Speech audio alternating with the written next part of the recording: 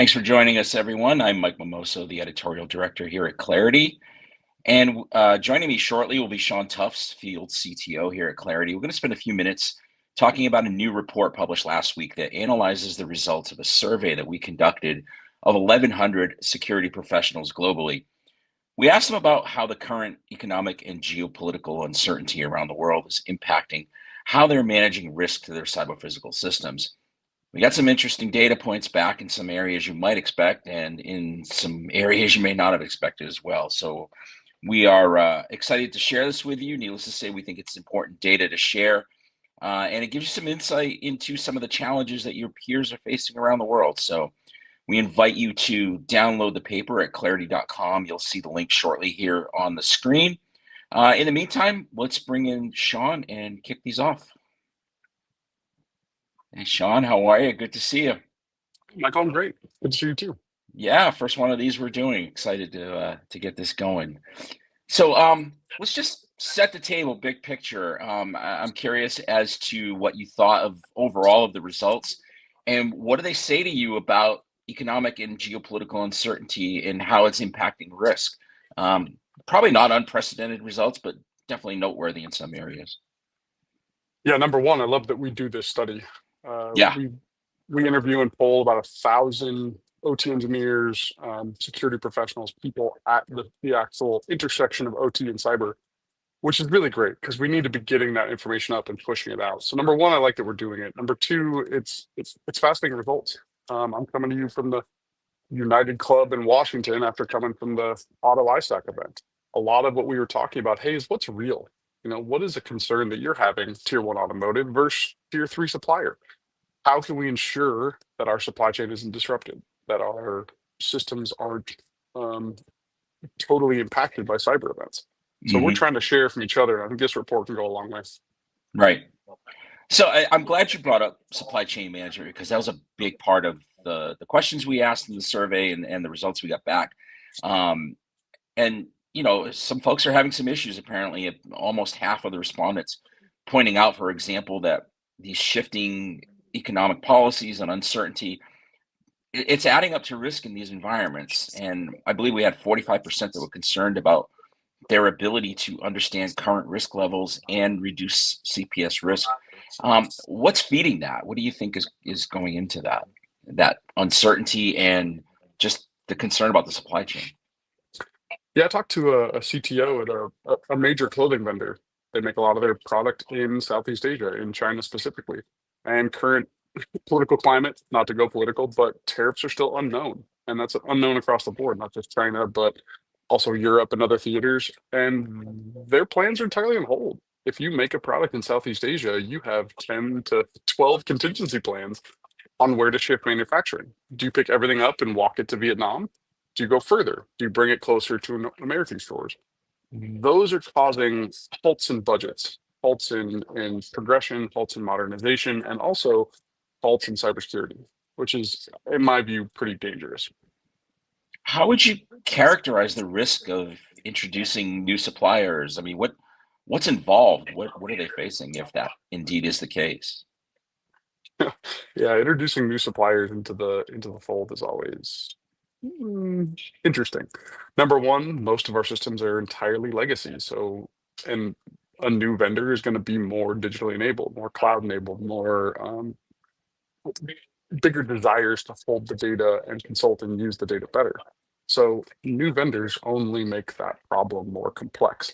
And it's another, I think the last 10 years specifically, we've spent really shoring up our foundations and trying to adhere to the rigid Purdue model and adhere to legacy security apparatus. And now we're taking that threat vector and just expanding it out, which is what we have to do. But then we also have to ramp security along with it, which is the problem.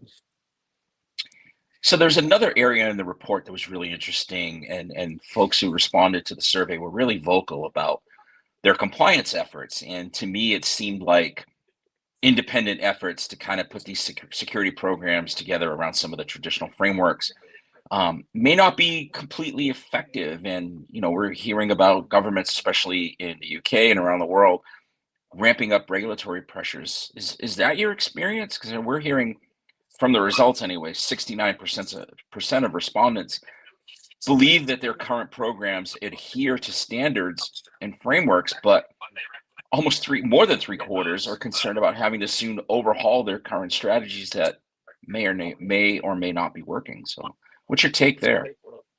Yeah, what that means is we had 1,000 people interviewed, and they're saying, "Hey, we're doing a good job," and they're also saying, "We have no idea what the feds are going to do." So when they do come down Right. with legislation, it could be something right in our wheelhouse. We don't know.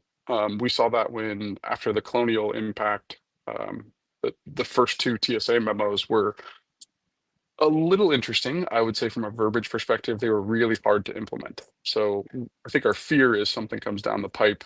Oh, pun. eh, uh, Some comes down the pipe that is ungrounded.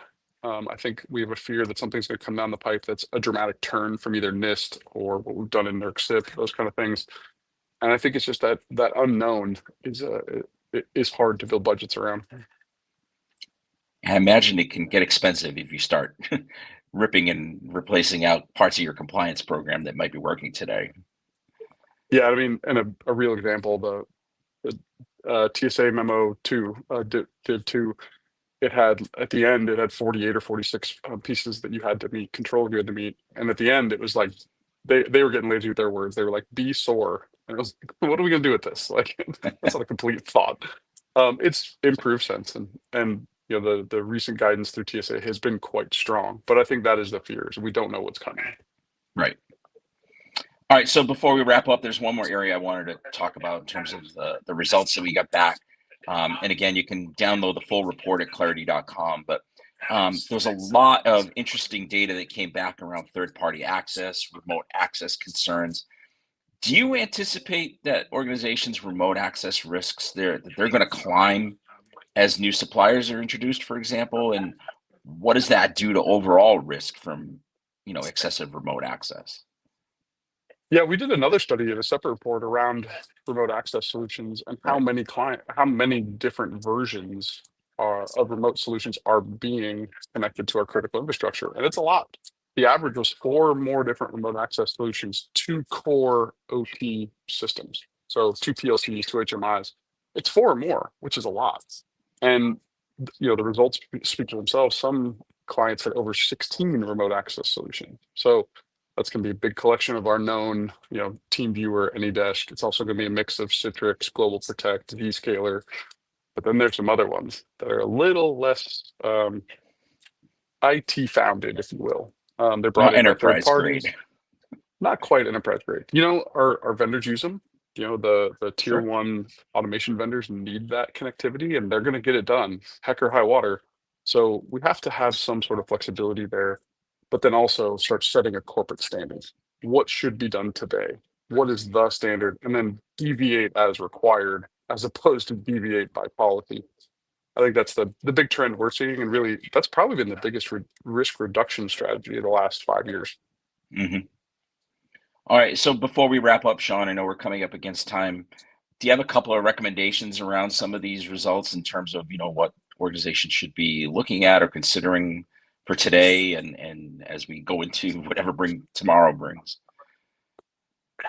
I think it's the same fundamentals. A lot of what I do with clients as a field CTO is try to keep them in bounds for things that work. There are a lot of really sexy, shiny ways to do things, and we need to focus on fundamentals. We don't have across the globe, specifically in North America, we don't have great asset inventory still. So getting that piece really tuned in, really understanding what we have is the first step in that journey. Now, for those who've already taken that step, I think reevaluating segmentation and making sure that what our network people told us is real, going and finding those little pesky VLANs that collected a lot of devices.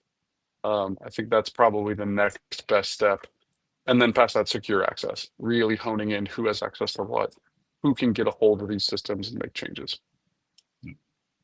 All right, Sean, great stuff. Thanks for joining me today. Appreciate it. And thank you, everyone who took the time to join us online today. Don't forget, you can grab the full report on Claroty.com. And we will see you next time because we're going to be doing more of these reports and sharing some of this excellent information with you. So thanks for joining us today.